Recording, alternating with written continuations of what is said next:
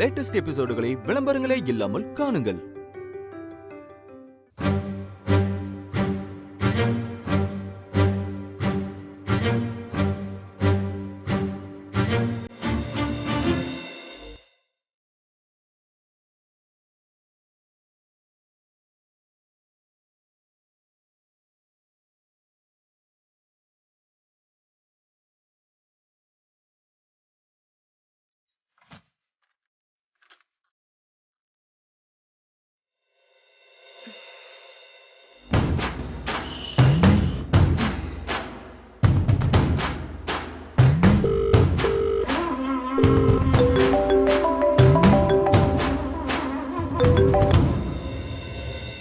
சொல்லு மேடம். வணக்கம் மேடம். கை நல்லா வெந்து போச்சு மேடம். கைய தொங்க போட்டா 1000 தேளு அப்படியே கொட்டுற மாதிரி இருக்கு மேடம். ரொம்ப வலிக்குது மேடம். அதான் கட்டு கட்டி தொங்க விட்டுருக்காங்க. அது இருக்கட்டும், தப்பா எதுவும் நடக்கல? என்ன மேடம் இப்படி கேக்குறீங்க? கை வெந்து புண்ணாயிடுச்சுன்னு சொல்றேன், தப்பா எதுவும் நடக்கலையான்னு கேக்குறீங்க? ஏய், நான் கேட்டதுக்கு மட்டும் பதில் சொல்லு. மதுக்கு தப்பா எதுவும் நடக்கல? ஓ, நீங்க அத கேக்குறீங்களா? நடக்க விட்டுருவேனா மேடம்? முதலிரவு நடக்கல. ஒவ்வொரு நாளும் நீ அலர்ட்டா இருக்கணும். அப்போ திரும்பவும் நான் கொதிக்கிற பல்ல கை விடணுமா? தேவைப்பட்டா நீ விட்டுதான் ஆகணும். எரிச்சல் அதிகமா இருக்கு மேடம். வலி தாங்கல, உயிர் போகுது. உயிரோட தானே இருக்க, அப்புறம் எங்க பாரு, நான் சொல்றத நல்லா கேட்டுக்கோ. நல்லபடியா மது எங்க வீட்டுக்கு விளக்கேத்த வரணும். அது வரைக்கும் நீதான் மதுவை பத்திரமா பாத்துக்கணும். எதுவும் நடக்க கூடாது. நடக்க விட்டுருவேனா மேடம்? நைட்டு முழுக்க மது என் கூட என் ரூம்ல தான் இருந்தா. நான் தூங்கலையே. நான் தூங்கிட்டா இங்க இருந்து போயிடுவான்னு கண்ணு கூட அசரல. குட். பகல்ல கூட சேர விட்டுறாத மேடம். எனக்கு தெரியும் மேடம். அதனாலதான் சூர்யாவை நான் பகல்லே வெளியே அனுப்பிச்சிட்டேன். இப்படிதான் பொறுப்பா இருக்கணும். அவங்க 2 பேரும் சேரவே கூடாது. சரி மேடம், விட மாட்டேன். ஆனா இந்த கைதான் ரொம்ப வலிக்குது. வெந்து போன அந்த கைக்கு யானை தந்தம் பதிச்ச தங்க வளையல் வந்து சேரும். போட்டு அழகு பாரு. அப்படியா? யானம் தந்தம் பதிச்ச தங்க வளையலா எனக்கா மேடம்? ஆமா, தங்கம் தான். நீ விசுவாசத்தை காட்ட காட்ட தங்க மழை கொட்டிக்கிட்டே இருக்கும். இது பாரு, நான் மறுபடியும் சொல்றேன், மதுவுக்கு எதுவும் நடக்காம நீதான் பாத்துக்கணும். புரியுதா? புரியுது மேடம், நல்லாவே புரியுது. 30 வருஷம் ஆனாலும் அவங்க 2 பேருக்கும் முதலிரவு நடக்க விட மாட்டேன். போதுங்களா? அது போன வச்சிடுறேன். Thanks madam.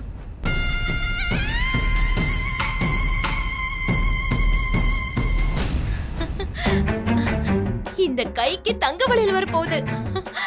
அதுவும் தந்தம் பதிச்ச தங்க வளையல்.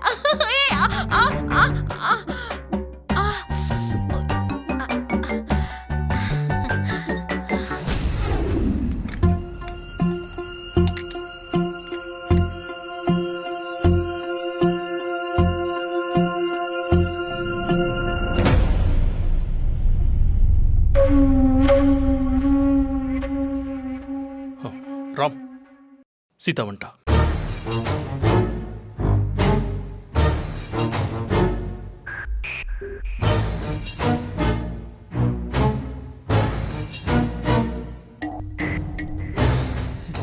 ராம், எல்லாரும் சாப்பிட்ட பிறகு அவளை சாப்பிட சொல்லு. என் கூட சரிசமமா உட்காந்து சாப்பிட்டா அப்புறம் நான் என்ன பண்ணுவேன்னு எனக்கே தெரியாது.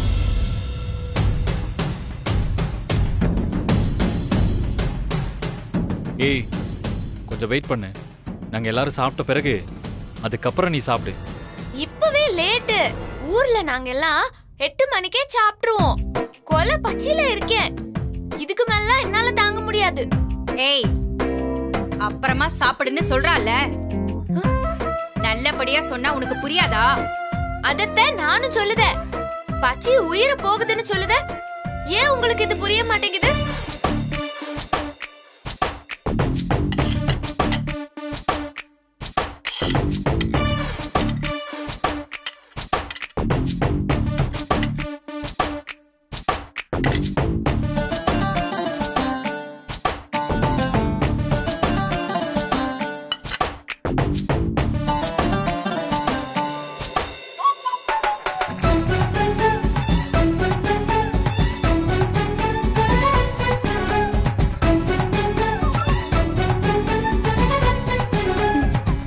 பரவாயில்ல, தரையில உட்கார்ந்ததுனால தப்பிச்சிட்டா. சித்திய பார்த்தா அவளுக்கு கொஞ்சம் பயம்தான். சித்திக்கு கோவம் வந்தா என்ன ஆகும்னு அவளுக்கும் தெரியும். ஏய், பேசாம சாப்பிடுங்க. அஞ்சலி, சாம்பார் ஊத்து.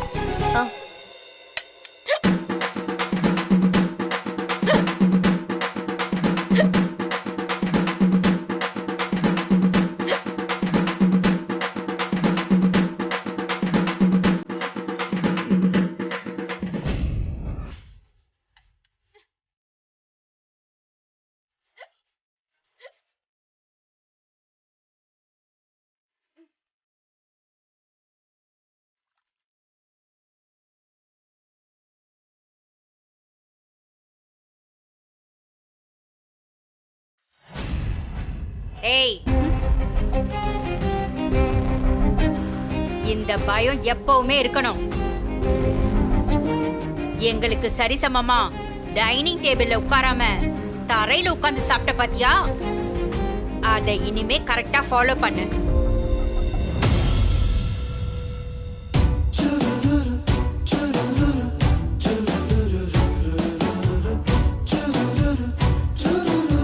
அர்ச்சனா ஆண்டி, இப்படி டேபிள்ல உட்காந்து சாப்பிடுதீங்கன்னு வச்சுக்கோங்களேன், அளவு தெரியாம லபக்கு லபக்குன்னு சோறு உள்ள போய்கிட்டே இருக்கும். அப்புறம் காத்தடிச்ச டயர் மாதிரி வயிறு இப்படிதான் பெருகி போயிடுச்சு.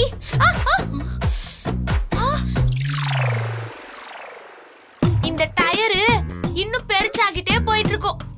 ஒரு வருஷத்துல 10-15 கிலோ வெயிட் போட்டுருவிய. அப்புறம் பார்த்தா பீப்பா மாதிரி குண்டா இருப்பிய. அப்புறம் சின்ன மாமா உங்களை விட்டுட்டு வேற ஒரு ஆளை தேட ஆரம்பிச்சிருவாங்க. ஏய், என்ன பேச்சு பேசுற நீ? என்ன பார்த்தா எப்படி தெரியுது உனக்கு? உண்மையை தானே சொல்லுதேன், அதுக்கே கோவப்படுறிய? நல்லா கேட்டுக்கோங்க, டேபிள்ல உட்காந்து சாப்பிடுறவங்களுக்கு வயிறு சுருங்காது, சாப்பிடுற அளவும் தெரியாது. ஆனா தரையில உட்காந்து குனிஞ்சு சாப்பிடுறவங்களுக்கு வயிறு சுருங்கும், சாப்பிடுற அளவும் தெரியும். உடம்பும் வெயிட் போடாது, எப்பவுமே என்ன மாதிரி அழகா இருக்கலாம். ஏய், நீ அழகா? அழகுனா கண்டத மூஞ்சில அப்பிக்கிட்டு பல பலன்னு காட்டுறது இல்ல. என்ன மாதிரி இயல்பா இயற்கையா இருக்கிறத தான் சொன்னேன். நான் அப்படிதான். ராம், எரிச்சல் படுத்தாம முதல்ல இவளை இங்கிருந்து போக சொல்லு. ஏய், போ போன்னு சொல்றேன்ல.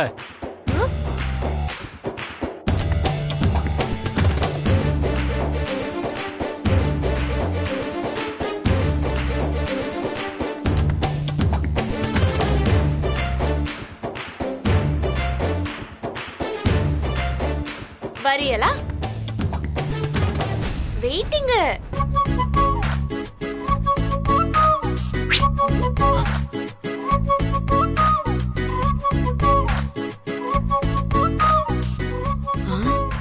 என்னங்க சொல்லிட்டு போறா? என்னடா சொல்றா? சித்தி சும்மா வெறுப்பேத்திட்டு போறா. நீங்க சாப்பிடுங்க. சித்தி, தரையில உட்காந்து சாப்பிட்டா நல்லதா? வெயிட் போடாதா? ஏய், உன்னை பேசாம சாப்பிடுன்னு தானே சொன்னேன். இவளை அடக்கவே முடியாதாண்ணா? இவ அடங்க மாட்டா போல இருக்க. அடங்கிதான் ஆகணும். எல்லாத்துக்கும் ஒரு முடிவு பண்ணியாச்சு. கூடிய சீக்கிரமே என்ன நடக்கணுமோ அது நடந்தே தீரும். என்ன முடிவு பண்ணிருக்கீங்க? என்ன நடந்தே தீரும்? எனக்கு ஒண்ணுமே புரியலையே. உன்கிட்ட சொல்ல வேண்டிய அவசியமே எனக்கு இல்ல.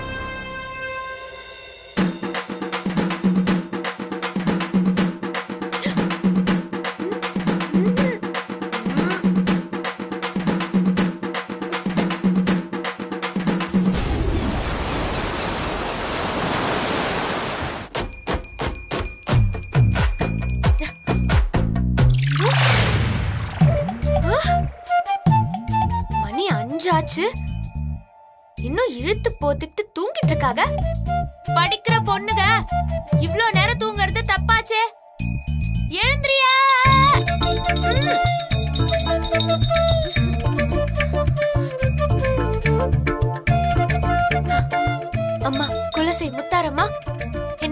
மன்னிச்சிருமா, எனக்கு வேற வழி தெரியல.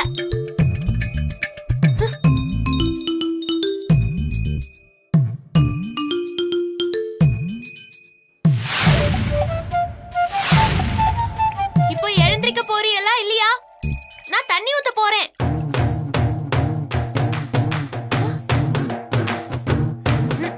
இது சரிப்பட்டு வராது.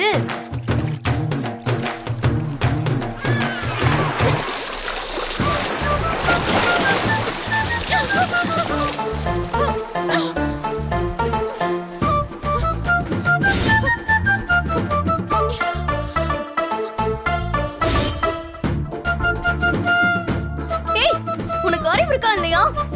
எதுக்கு எங்க மேல தண்ணி ஊத்துன?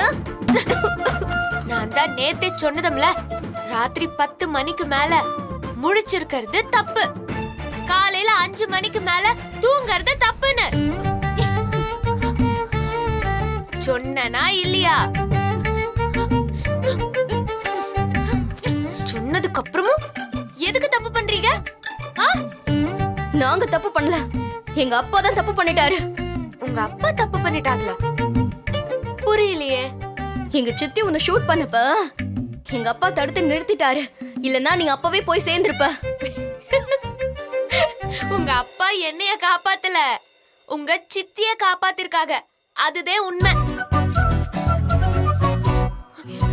சும்மா கூட கூட பேசாம குளிச்சிட்டு சாமி கும்பிட்டுட்டு நல்ல புள்ளையலா புஸ்தகத்தை வச்சு படிக்கணும். 8 மணிக்குள்ள காபி டிபன் சாப்பிட கூப்பிட்டா கூட போக கூடாது. உங்களை ஏன் போகலன்னு யாராவது கேட்டா, ராமோட ஒய்ஃப் சேதுபதி மகாலட்சுமியோட மருமக மிஸ்ஸஸ் சீதாராம் ஆர்டர் போட்டிருக்காங்கன்னு சொல்லணும். போங்க போங்க சித்தி.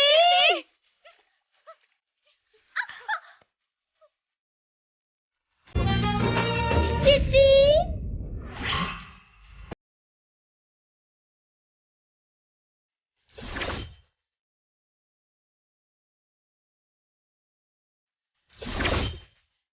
என்னாச்சு?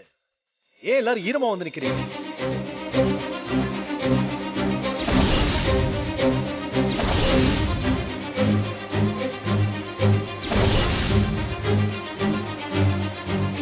இதுக்கு ஒரு முடிவு கட்டியே ஆகணும். அவ இனிமே இந்த வீட்லயே இருக்க கூடாது. எப்படியாச்சும் அவளை அனுப்பி விட்டுருங்க சித்தி.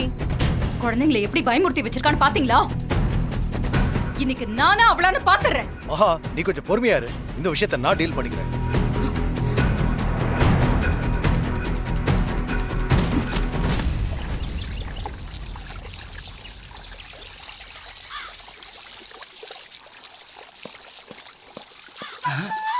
ஐயோ அம்மா அம்மா அம்மா அம்மா அம்மா அம்மா அம்மா கீழே வைமா கீழே வைமா கீழே வைமா. அம்மா மகாலட்சுமி அம்மா பார்த்தா என் வேலை போட்டுக்குமா? ஏம்மா இப்படி போட்டு கொடுக்குறீங்க? சாரி பிரதர், இந்த வீட்ல எனக்கு எந்த வேலையும் இல்ல, ரொம்ப போர் அடிக்கி. அதே உனக்கு போர் அடிக்குதுன்னு ஏம்மா என் தலையில கை வைக்கிற? ஆமா, எதுக்கு இப்படி அவங்கள பார்த்து பயப்படுதிய? மகாலட்சுமிக்கு என்ன கொம்பா முளைச்சிருக்கு? அம்மா கொம்பு முளைச்சா கூட பரவாயில்லம்மா, முட்டினா காயம்தான் வரும். அந்த அம்மாவுக்கு கோவம் வந்தா ரெட்டை குழல் துப்பாக்கி தான் பேசும். அன்னைக்கு நீ ஜஸ்ட் மிஸ், இல்லனா தொட்டிக்கு பதிலா உன் மண்டை செதறி இருக்கும். ஐயோ, உங்ககிட்ட பேசுறதை இவர் பார்த்தா என் சீட்டு கிழிஞ்சிடுமே. இத பாருமா, தோட்ட வேலை செய்ய தோட்டக்காரன் இருக்கான், வீட்டு வேலை செய்ய வேலைக்காரி இருக்கா, அந்த கேட்டை பார்த்துட்டு இந்த சோலை இருக்கான். அம்மா சொல்லாம நீ செடிக்கு இல்ல ஒரு புல்லுக்கு கூட தண்ணி ஊத்த கூடாது. பீ கேர்ஃபுல்.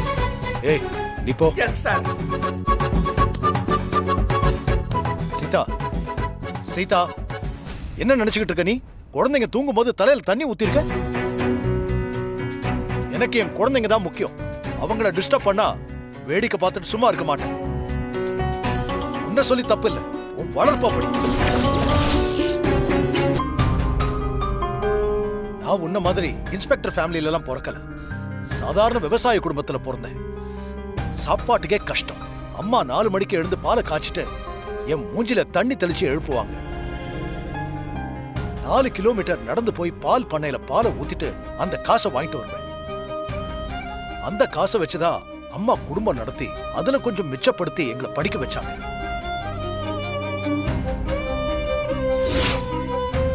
அம்மா அசந்து தூங்கி நான் பார்த்ததே இல்லை. இன்னைக்கு நான் நல்லா இருக்கிறதுக்கு காரணம் என் அம்மாவோட உழைப்பு தான். நானும் என் அம்மாவும் பட்ட கஷ்டத்தை என் குழந்தைங்க படக்கூடாது. நான் பெருசா சம்பாதிக்கும் போது அம்மா இல்லை, என்னை விட்டு போயிட்டாங்க. அம்மாவுக்கு நான் எதுவுமே பண்ண முடியல. எனக்கு என் குழந்தைங்க தான் பெத்த தாய். என் தாயா தான் என் குழந்தைங்களை நேசிக்கிறேன். உன் விளையாட்ட குழந்தைங்க கிட்ட காட்டாத, நல்லா இருக்காது. அங்கிள் ஒரு நிமிஷம். நான் தப்பு பண்ணியிருந்தா என்ன மன்னிச்சிருங்க அங்கிள். ஒருவேளை உங்களை பெத்த அம்மா 4 மணிக்கு எழுந்து பால் கறக்காம அசந்து தூங்கி இருந்தாலோ, அந்த வயசுல 4 மணிக்கு உங்க முகத்துல தண்ணிய தெளிச்சு உங்களை எழுப்பாம விட்டிருந்தாலோ, நீங்க பால் பண்ணக்கே போகாம இருந்திருந்தாலோ என்ன ஆயிருக்கும்? விடிய காலையில எழுந்திருக்கிறது கஷ்டம் தீர்றதுக்காக இல்ல அங்கிள். சாதிக்கிறவங்க தான் விடிய காலையில எழுந்திருப்பாங்க. உங்க வளர்ச்சி தான் உங்க அம்மாவோட சாதனை. உங்க வசதி, இந்த வீடு, காரு, மரியாதை எல்லாம் நீங்க சம்பாதிச்சது இல்ல. உங்க அம்மா உங்களுக்காக விட்டுட்டு போனது. சாதிச்சது நீங்க இல்ல, உங்க அம்மையோட வளர்ப்பு, அர்ப்பணிப்பு. உங்க அம்மை மட்டுமே ராத்திரி பகலா உழைச்சிருந்தா உங்களுக்கு 3 வேளை சாப்பாடு மட்டும்தான் கிடைச்சிருக்கும். சாதிக்கிற வைராகியம் வந்திருக்காது. நான் உங்க பொண்ணுங்க மேல ஊத்துன தண்ணியும் உங்க அம்மா உங்க முகத்துல தெளிச்ச தண்ணியும் ஒண்ணுதான் அங்கிள். ஒரே காரணம் தான், ஒரே நோக்கம் தான். இதுக்கு மேலயும் நான் தப்பு பண்ணதா நீங்க நினைச்சா என்ன மன்னிச்சிருக்க.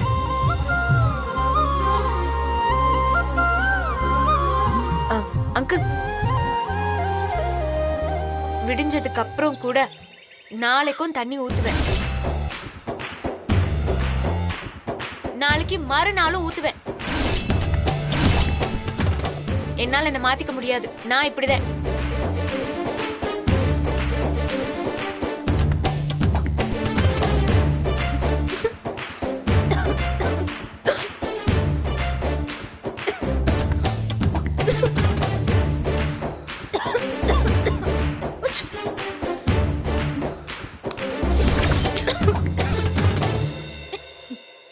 நம்ம தலையில தண்ணி ஊத்தி நம்ம தூக்கத்தை கெடுத்துட்டால. அவளை இன்னைக்கு நைட்டு ஃபுல்லா நம்ம தூங்கவே விடக்கூடாது. ஆமா, அவளை பழி வாங்கி தீரணும். என்ன பண்ணாலும் அது வேற லெவல் பனிஷ்மெண்டா இருக்கணும். அவ இத வாழ்நாள்ல மறக்கவே கூடாது. அப்ப அதுக்கு நம்ம பயங்கரமா யோசிக்கணுமே. ஆமா, அதுக்கு யோசிச்சாதான் ஐடியா கிடைக்கும். ஆளுக்கு ஆளுக்கு ஒரு விஷயத்தை யோசிப்போம்.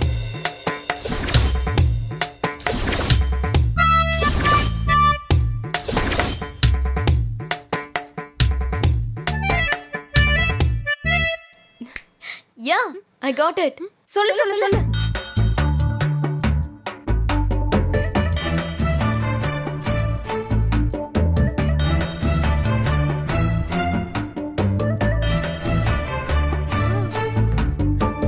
நான் சொன்னதை மட்டும் நீங்க செஞ்சா போதும். எப்படி என் பிளான்? சூப்பர்.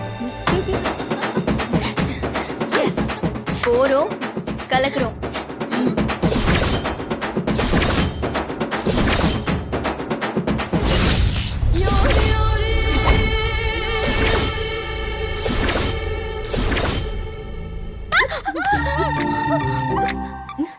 ஏய், என்னடி அங்க பாரு.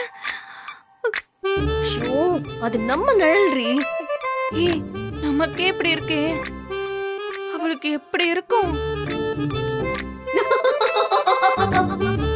ஏய், நீ சிரிக்கும் போது பயமா இருக்குடி. அந்த தையக்காரி என்ன ஆகுறான்னு பாரு. ஷாக்ல செத்துட்டானா? நல்லதா போச்சு. ராமன் தான் தப்பிச்சிருவாரு. ஆமா ஆமா, இஷ்டத்துக்கு நாமளும் டிஸ்டர்ப் இல்லாம தூங்கலாம்.